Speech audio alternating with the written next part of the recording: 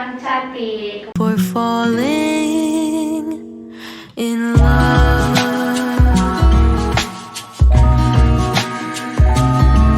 Kembali lagi dengan aku Marsha Dan aku Adele. Nah, hari ini kita mau bahas apa nih, Del? Di video kali ini kita tuh mau ngebahas tentang mengenai standar kecantikan yang unik berdasarkan sejarah masa lalu. Jadi di masa lalu tuh beda-beda apa standar kecantikannya. Ada yang unik-unik itu lah pokoknya. Dan aneh-aneh juga tuh.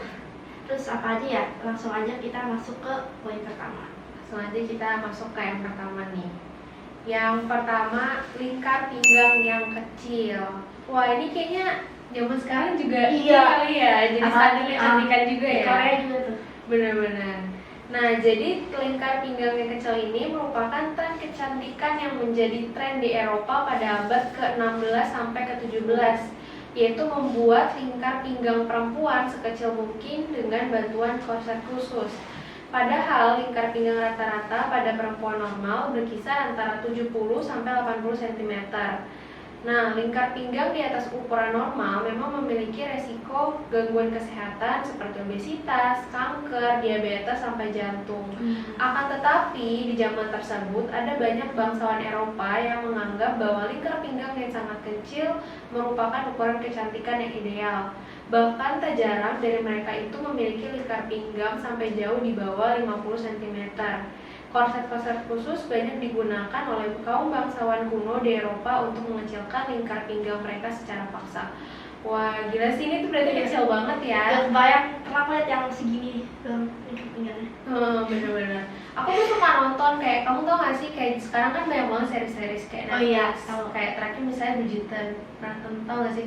Apa judulnya? Bridgerton. Oh iya, tahu Kan? Itu kan kayak tentang perempuan Inggris zaman Oh dulu. iya. Nah, itu mereka emang pinggangnya kecil banget karena sebelum mereka pakai gaun itu mereka akan pakai korset gitu loh. Jadi iya. makanya mereka tuh bener-bener kurus-kurus banget gitu. Bisa dipegang gitu.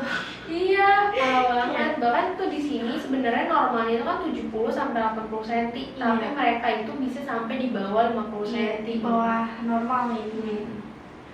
Wah, terus kita lanjut ke yang kedua, namanya kaki teratai. Unik juga ya. Kayak kaki teratai ini itu berasal dari negara Tiongkok atau Cina gitu. Nah, tapi sekarang teknik kaki teratai ini itu udah dilarang sama pemerintah Tiongkok sejak tahun 1900-an karena dianggap sebagai penyisahan tubuh manusia. Namun pada era kuno di Tiongkok ini, kaki teratai ini pernah dianggap sebagai salah satu standar dan tolak ukur dari standar kecantikan. Kaki teratai ini merupakan teknik pengecilan kaki yang dimulai dari mata kaki hingga telapak dengan cara mematahkan jari kaki dan diikat menggunakan sepatu khusus. Kok dengarnya kejam banget ya? Dipatahin jarinya banyak tuh. Jadi kakinya jadi setengah doang gak sih? Iya. Iya gak sih? Jadi dibikin pendek gitu. Iya. Biar buat cantik doang tuh harus. Kaki teratai ini mulai dikenal sejak abad ke-10 oleh penari istana yang bernama Yao Niang.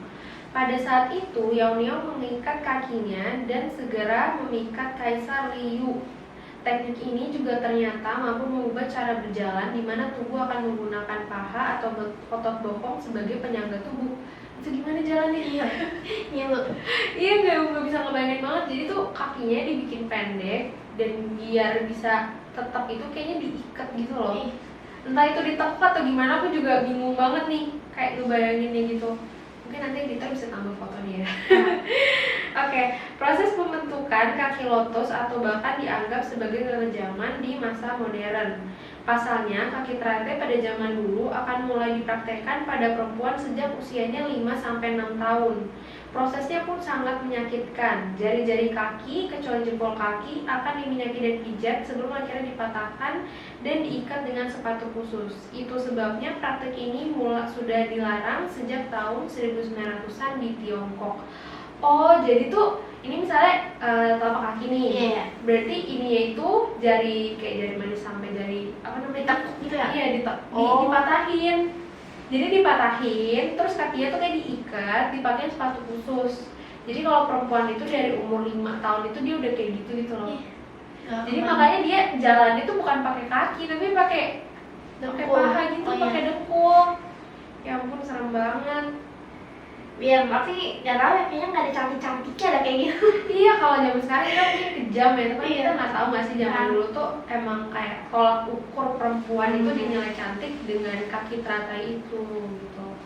Terus lanjut nih, yang ketiga ada apa nih, Del? Yang ketiga itu ada pemutihan gigi dengan asam nitrat. Gigi yang putih dan sehat tentu saja menjadi dambaan bagi semua orang. Di zaman modern ini, membersihkan keram gigi dan melakukan perawatan gigi itu bisa dilakukan oleh dokter yang tentunya menggunakan teknik dan obat medis. Namun di zaman dulu tuh gigi yang sangat putih pernah menjadi standar kecantikan, di mana memutihin gigi itu lebih sering menggunakan asam nitrat.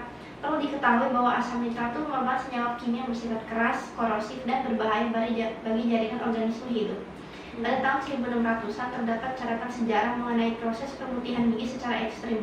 Hasilnya ada banyak kasus pembusukan gigi dan bahkan luka-luka pada mulut akibat dampak asam nitrat. Sebetulnya pada zaman tersebut tuh udah ada odol dan pembersih gigi medis, namun isu dan budaya melekat di masyarakat sepertinya lebih kuat ketimbang anjuran dokter. Jadi mereka kayak rela gitu loh pakai bahan kimia ke Giginya ya, Iya, supaya putih biar gitu ya. putih, tapi kan melukain gusi dan bagian mulut yang lain gitu. Iya benar. Tapi kayak sekarang gigi putih juga masih jadi standar kecantikan Di, nggak sih? uh, Iya sih maksudnya. Ada. Tapi mungkin kalau sekarang itu udah more safe gitu ya, udah lebih aman gitu nggak sih, bener kan? Dan sebenarnya gigi yang sehat itu tuh agak kuning-kuning dikit, yang kayak yang putih banget. Mungkin makanya itu ada bleaching gitu, orang-orang kayak pada bleaching. Tapi kan sebenarnya kalau misalnya gigi mungkin bleaching itu karena dia perginya kita udah ke dokter gigi dan teknologi sekarang udah maju, jadi pasti udah lebih aman gitu Nah, loh. betul. Bener-bener.